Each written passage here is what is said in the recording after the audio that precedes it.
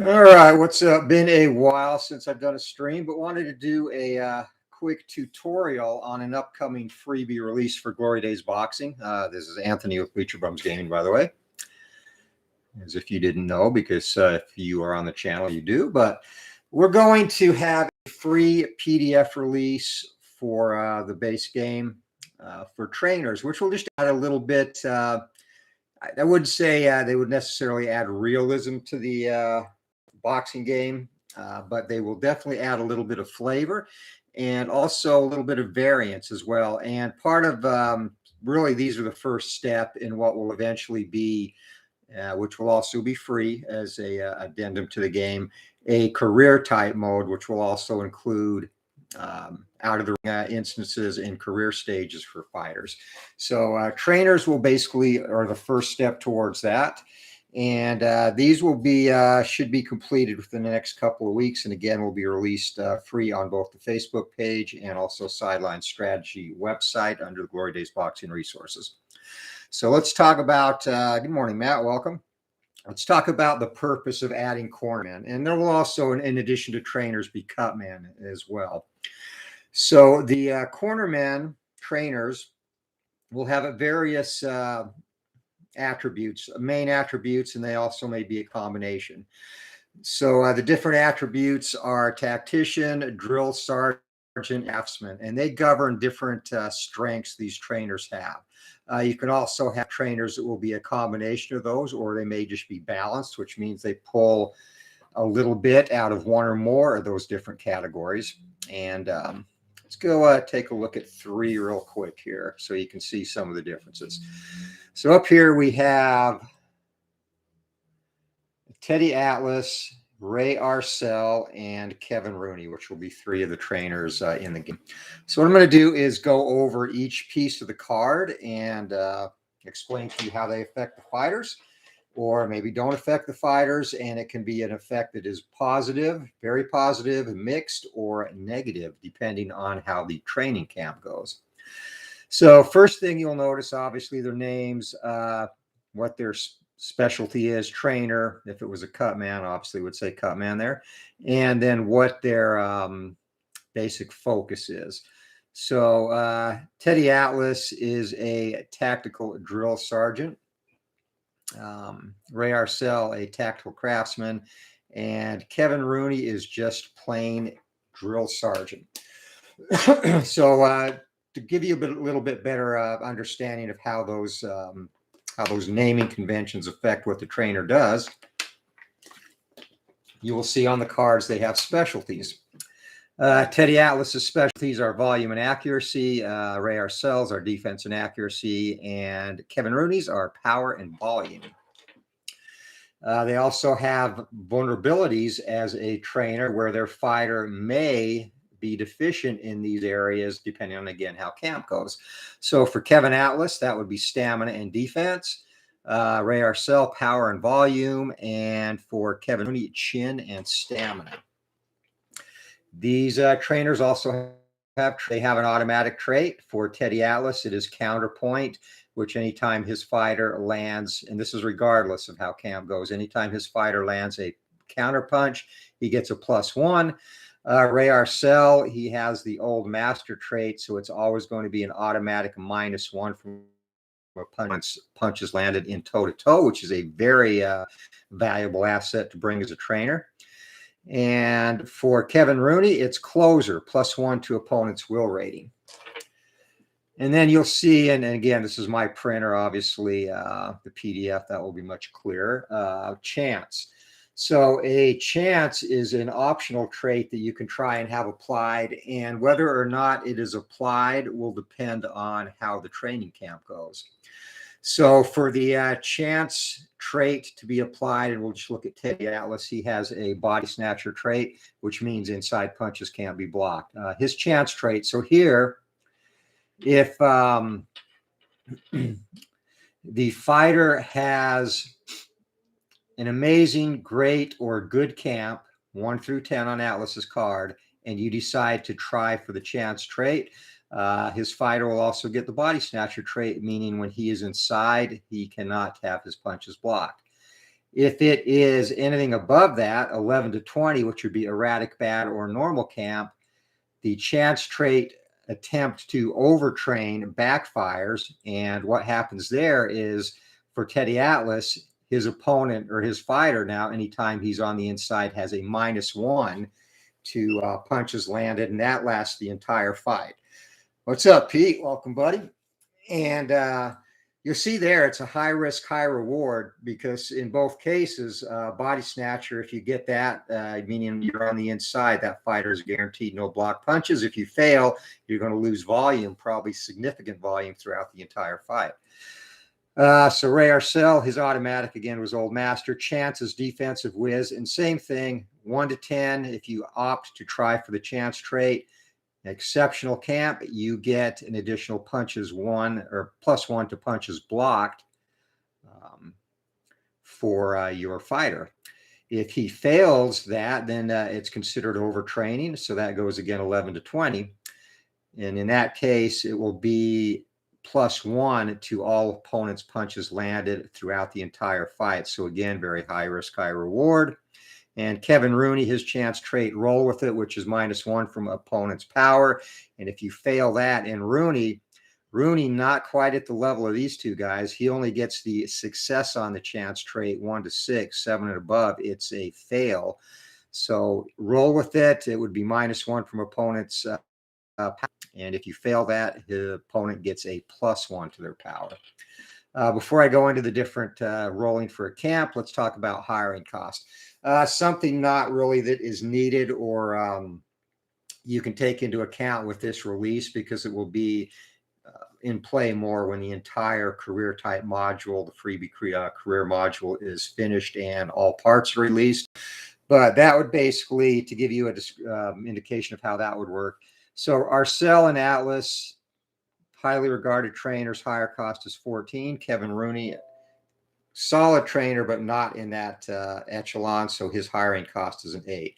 So the way you hire a trainer, if you are doing the career version, or even if you want to do it now before the entire module is done, you would add the fighter's ring stars. So we'll look at Andre Ward here. He has a total of 9. And you would roll a 1d20.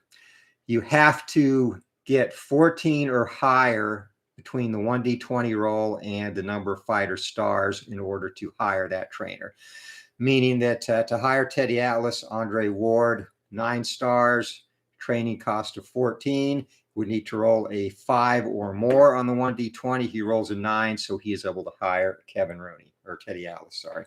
That's how that will work in the full career add-on. If Ward wanted to go with Kevin Rooney instead of Atlas or Arcel, Kevin's hiring cost is only an 8. So he'll be working more with mid-tier fighters as general rule. Andre Ward with 9 stars would automatically be able to hire Kevin Rooney. So that is how the hiring cost will eventually come into play when all components of this are released. And Bob B's also joined us at the chat. Anthony, with your game, are you able to decide on strategies for the boxer, or is everything decided by the dice? So there is, Bob, there is a free set of strategy cards which are released on the Facebook page and also on the sidelinestrategy.com website under the resources. So yeah, you can employ those, and there's different strategies that you can select for a fighter. Either random, or if you want to quote unquote manage your fighter, you could select strategies that way. And they affect the way the fight goes in terms of either a flash strategy, meaning you can play that card in response to an action, or an entire ring along strategy. And usually my recommendation there is not to apply more than 3 strategy cards in a fight. When I do use them, I just will randomly select 3 for the fighters and kind of manage them that way. Apart from that, if you do not choose to do that, it's basically all dictated by a general roll of the dice and the fighter skill. And all right, Matt, hey, we'll see you later, bud.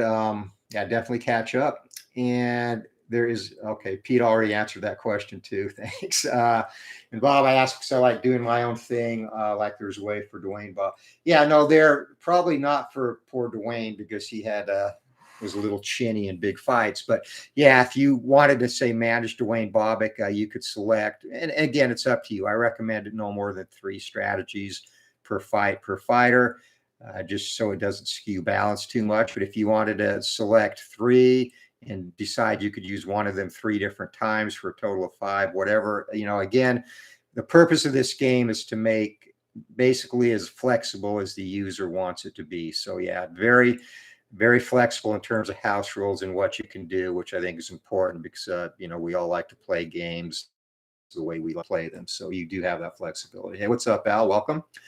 And our good friend, SDG Replays, check out that wonderful channel. Our buddy Kent has joined us in the chat as well, and also Arnold Hunter. And thank you very much, Arnold. Appreciate that. All right, so we made it through the base descriptions of the trainers. Let's go down to the training camp role. And it's simple as, again, it's not a very intricate system. It's, again, just to add some spice, some variety to the game, and a little bit of chance. So depending on the skill of the trainer, they could have more good rolls than marginal or bad, kind of an equal number like Kevin Rooney has. But basically, it's simple as rolling a 1d20. So when you roll the 1d20, you'll reference the number rolled on the trainer's card, and it will tell you what happens. And again, we'll look at Teddy Atlas. So if you have an amazing camp, that is absolutely the best that camp can go.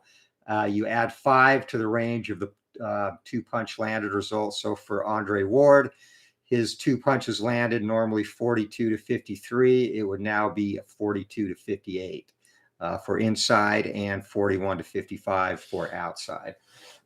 So that will increase his volume over the course of the fight. And again, Teddy Atlas, one of his specialties is volume.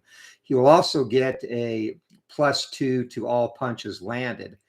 So there, if you land a cross behind multiple jabs, 4 punches landed, it's going to be 6. So if you have an amazing camp, that can really turn the tide of a fight in terms of punch volume with both of these additions here to the fighter's card.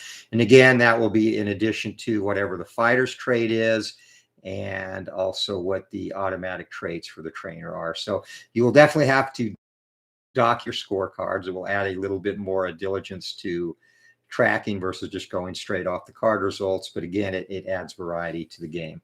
So great camp, 2 to 6. There, it only affects 1 trait. 2 to 3 here for Rooney, or Atlas, sorry. +2 to all punches landed. 4 to 6. Add 6 to the range of 2 punches landed.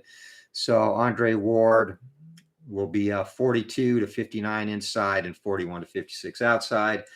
And then you can have just a good camp. And in that case, for Atlas, 7 to 8, all 2 punches land results become 3.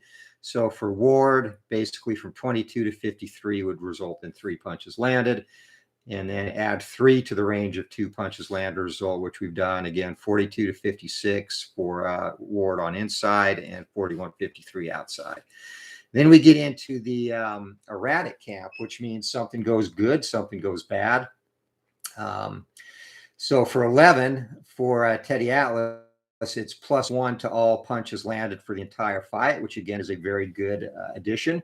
However, your opponent also gets that perk. So basically it's like, I guess, the slug it out trait, except it applies to everything that everybody lands for the entire fight. So there will be more volume and less defense from both fighters in that case. 12 erratic camp. Add 3 to the range of 2 punches landed result, and then cannot block or counter opponents. So you get a boost in volume over the course of the fight, but you lose the ability to counter, which negates which negates Teddy's automatic trait. So if that happens, if you roll that 12, you wouldn't be able to counter and therefore wouldn't get the additional boost to counter punches land that Teddy Atlas provides. And then bad camp, that is basically not what you want to roll, 13 here. And it means -1 from all punches landed. So Teddy Atlas overtrains you, and the attempt to get more volume actually reduces or results in less output. and then you cannot block or counter, which again negates his automatic trait. So that would be a disaster for a fighter. And then, of course, 14 to 20, no differences, no changes. It's a normal camp, no adjustments at all. And that's also for our cell. And for Rooney, it's 12 to 20. That is the situation. So what we will do is we will play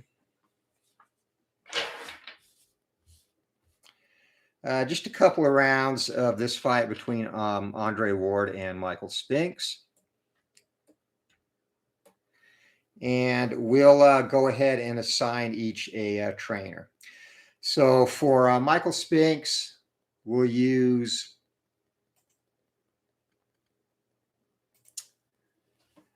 we'll go ahead and make it even. We'll use two good trainers. So we'll give Andre Ward Teddy Atlas and Michael Spinks Ray Arcel.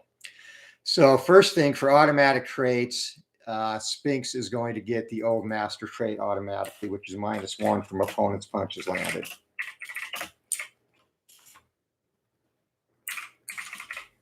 On a toe-to-toe. So marking that down on my score sheet. And then for Ward, he's going to get the counterpoint. So he'll get +1 to all counters.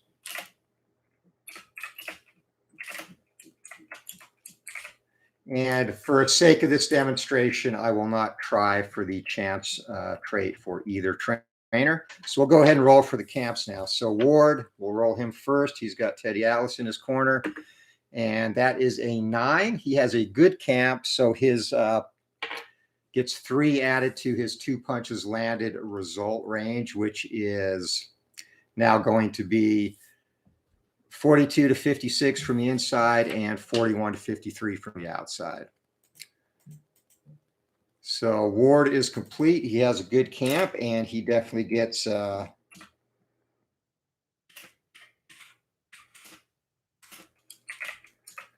benefit from having Teddy Atlas in his corner. Ray Arcel,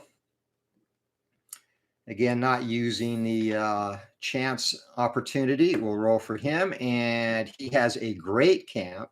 So for Michael Spinks, whenever he's able to block punches, it's actually going to be -2 to all punches blocked. So there for Spinks, he's 1 to 4. He gets a -1. So anytime he rolls a 1 to 4 on a defensive check, it's going to be a -3. So that could actually negate any 3 punches land result or worse from Ward and reduce 5 punches landed to 2 and 4 punches to 1. All right, so training is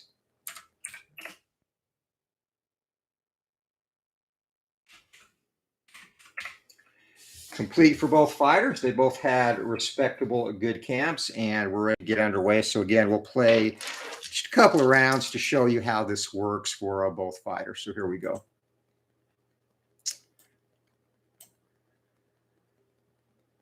And for the sake of referee, I'll use Larry Hazard, which is +1 to fouls, +1 to stoppage, and just generic judges.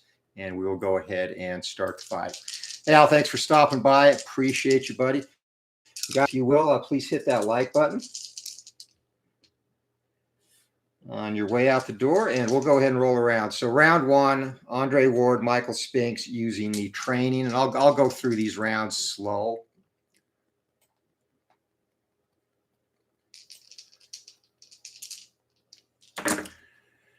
All right, so here we go. Coming out of the gate, it's going to be again, Ward in the red corner, Spinks in the blue.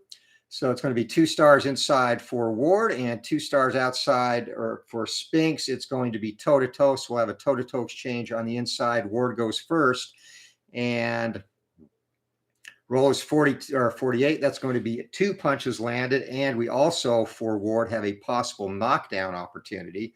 So right out of the gate, excitement here in this one. Now we'll go through again, going slow.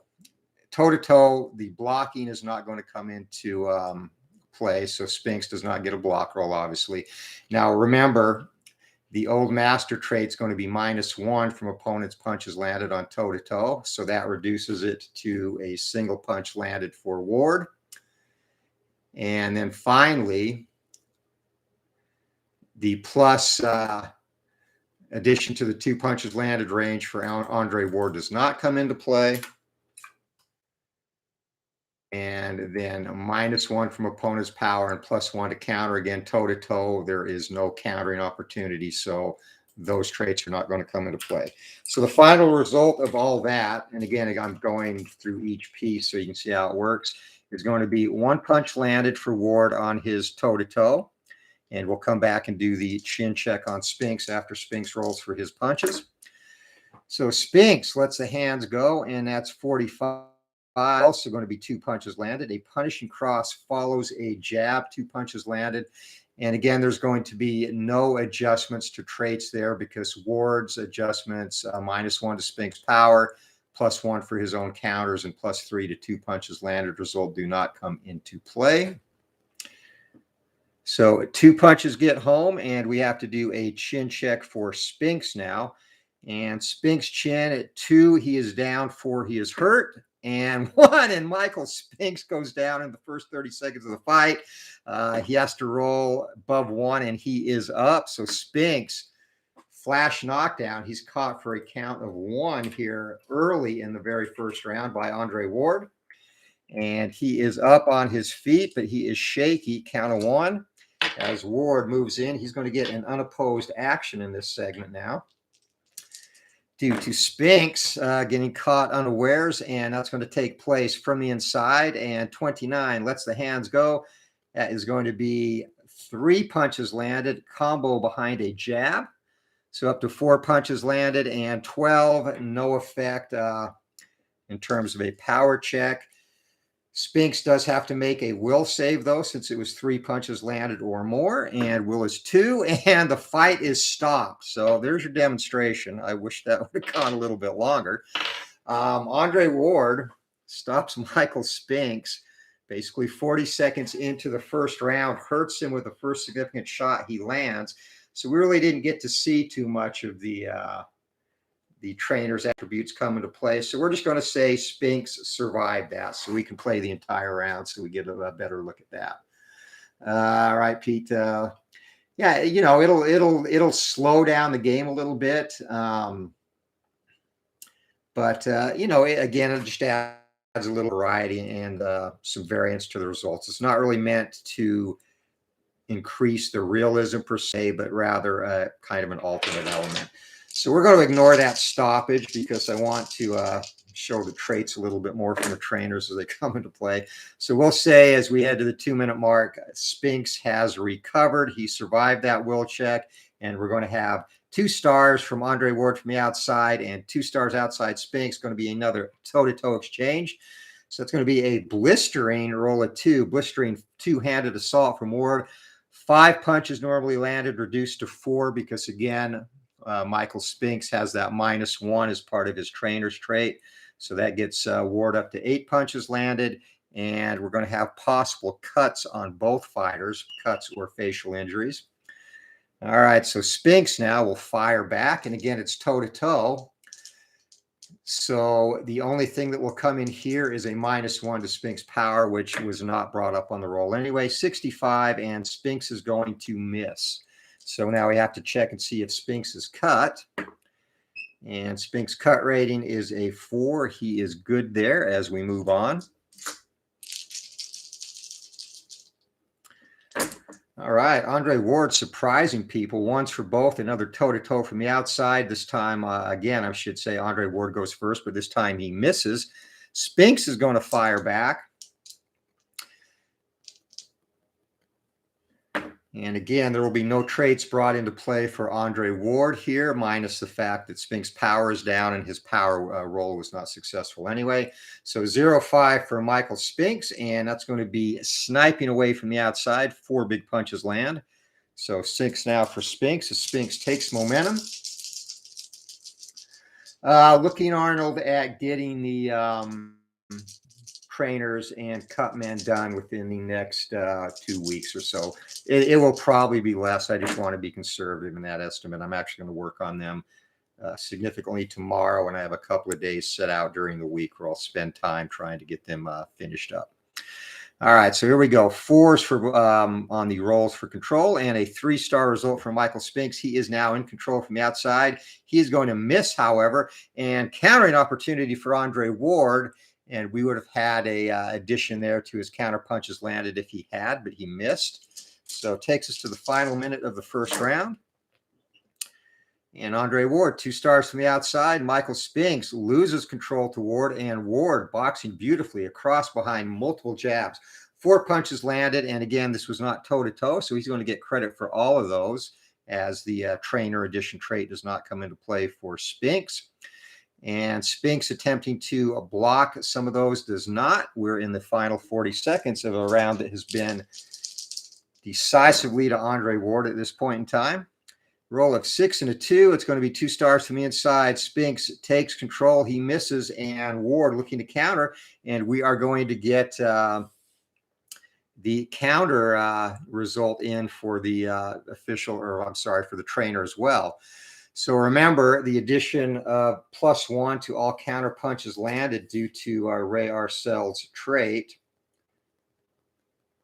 I'm sorry, for a Teddy Atlas's trait, +1 to all counter punches landed. So that normally would be a 2-point counter, and that will increase it to a 3-point counter. So you can see the trainers have had, mostly Atlas, have had a significant impact here in the first round. As we get into the final 20 seconds, and it's going to be 2 stars from the outside. And again, Andre Ward, a very good first round for Andre's control. And 21, and that is going to be a cross behind multiple jabs. 4 punches landed. And that is going to bring the round to a close. I'm sorry, 5 for Michael Spinks. He's actually going to add a punch to that. So that puts Ward at 20 punches for the round, and a very strong first round for Andre Ward. Now, the trait there, if and actually, I'm sorry, his trait does come into effect. So Ray Arcel,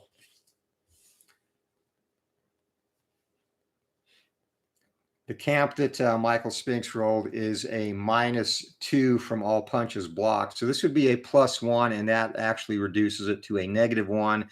If Spinks had blocked one of those punches, it would be -3. So that's how the traits all interact, and got a little bit of a taste of all of them there. And that is the end of the first round. So 18 punches landed to 6 for Andre Ward, and that will be a round that would go most definitely to Ward. We'll go ahead and roll for it. And again, I'm not going to do the whole fight. Just wanted to show how the trainer's attributes came into play. So we will do the judges scoring just for this first round, and it is a 12-punch differential, which means 1 to 19, and all 3 judges are going to, except I rolled the wrong dice, all 3 judges are going to give that round to Andre Ward. So there you have it. The first look at the trainer's traits in this freebie too. It will again have a walkthrough or a flow chart that helps guide you through the process, as well as this video. And I'll also make a second video when it's time to release the freebie set, and I'll do an entire fight at that point in time with trainers for each fighter.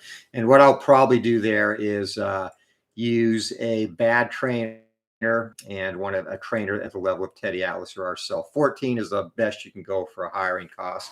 So those are really the top echelon trainers. And you'd also have guys in there like Emmanuel Stewart and Angelo Dundee, etc. So that is a look at training cards. And again, there will also be Cutman.